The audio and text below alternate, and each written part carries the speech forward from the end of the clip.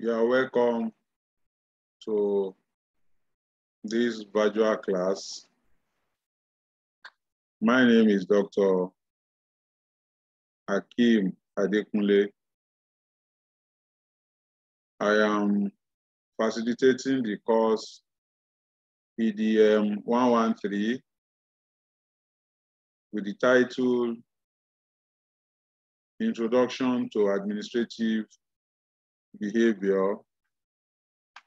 And our today's lesson is on the study session 1, which has the title, The Concept of and the Need for Administrative Behavior in School Organization.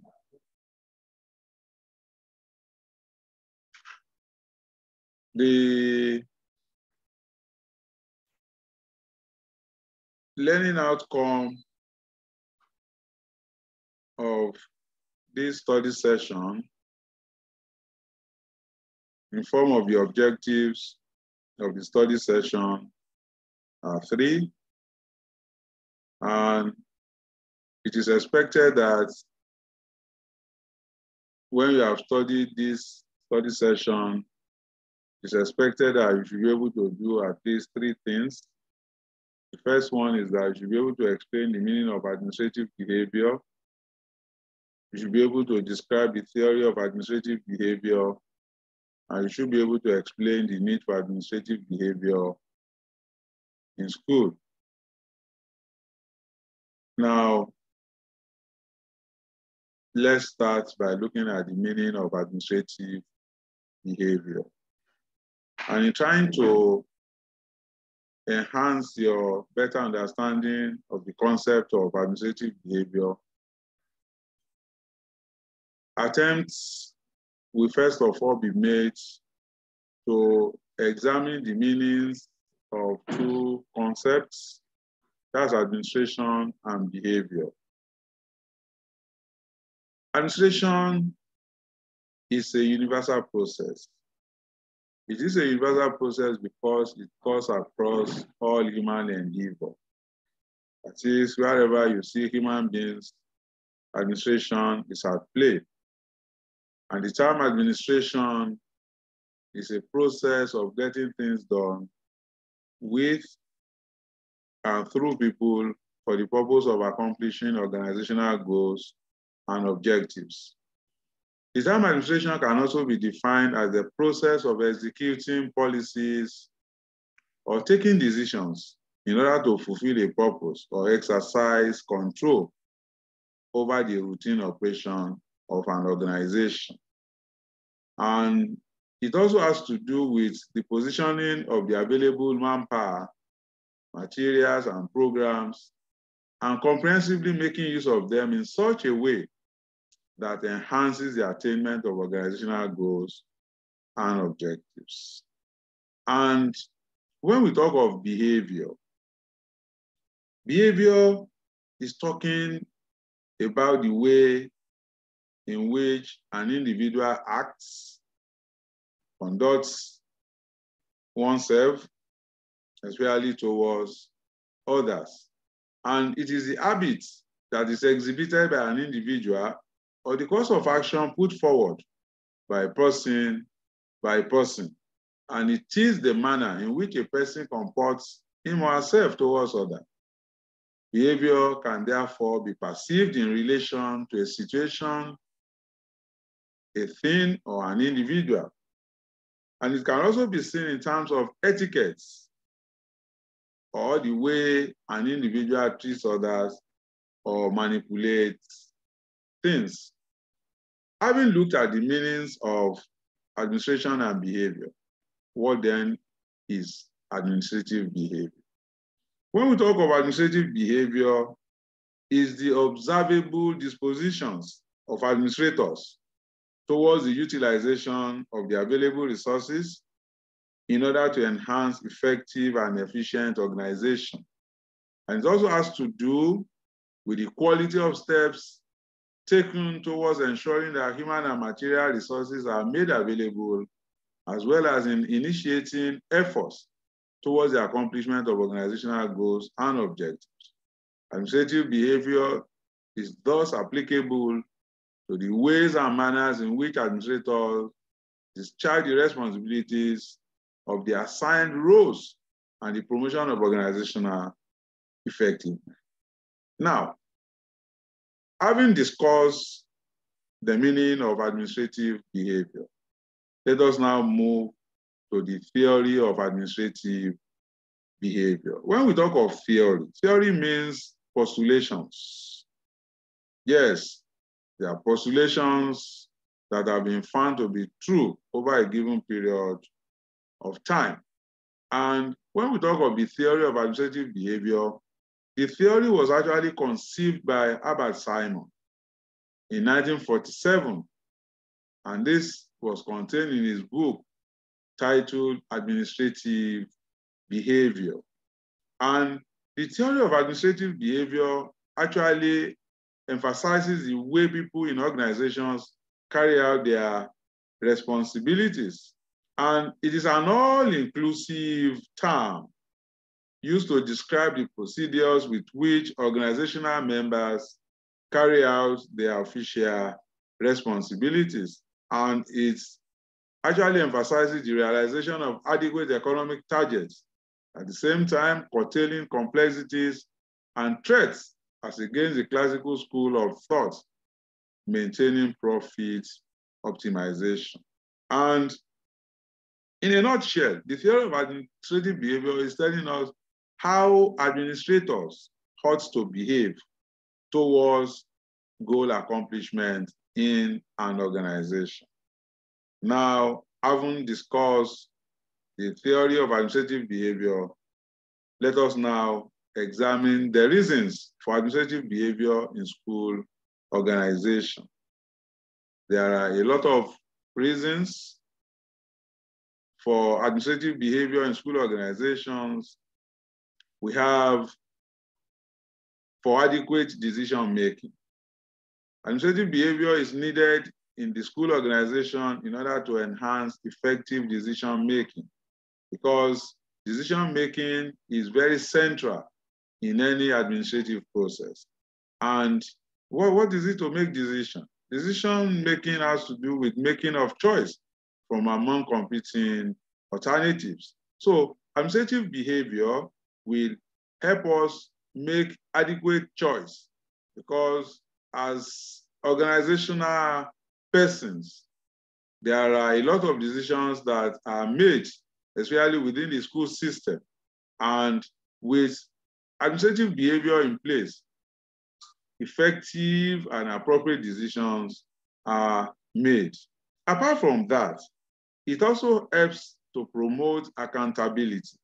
And when we talk of accountability, we are talking of responsibility, we are talking of answerability, we are talking of being liable for one's action and inaction. Administrative behavior will help to promote accountability. It helps administrators to be answerable. It helps administrators to be liable for actions and inactions that are taken within the system. Apart from that, to ensure professional ethics. Ethics are moral standards that guide the behavioral patterns of professionals. Administration has its ethics, and administrative behavior will also help to ensure professional ethics. It will help to ensure that ethical standards are maintained in the administration of school organization. We also need administrative behavior in school organization to ensure effective communication. Communication has to do with exchange of messages, transfer, exchange of messages, ideas, feelings, thoughts within the school system. There are a lot of communication that takes place within the school system. Administrative behavior will help to ensure effective communication so that there will not be break in communication. Because once there is communication gap, it can bring about a lot of misgivings. It can bring about problem within the school system. We need administrative behavior in order to enhance community mobilization. because this will also help to enlist the support of the community, because the administrator is a liaison officer between the community and the school. And with administrative behavior in school organization, the school administrator as a bridge, as a link person, as a liaison officer, will be able to, bring about enlistment of the support of the community in school affairs, and also to enhance effective school administration. Administrative behavior will also help to enhance the smooth running of the operation of the school system. The day-to-day running of the affairs of the school will be enhanced with administrative behavior in the school organization. Administrative behavior also helps to avoid educational wastages. Educational wastages, of course, in terms of repetition, in terms of efficiency, because it will also guide against internal inefficiency within the school system, and it also help to avoid wastages that would have arisen as a result of inappropriate behavior that is exhibited by administrators within the school system. And it also helps to promote the acquisition of administrative skills in terms of conceptual skills, in terms of human relations skills, in terms of technical skills that are needed by administrators in order to function effectively. Administrative behavior will help in the acquisition of these skills that will also help in bringing about effective school administration. And finally, it helps to provide leadership.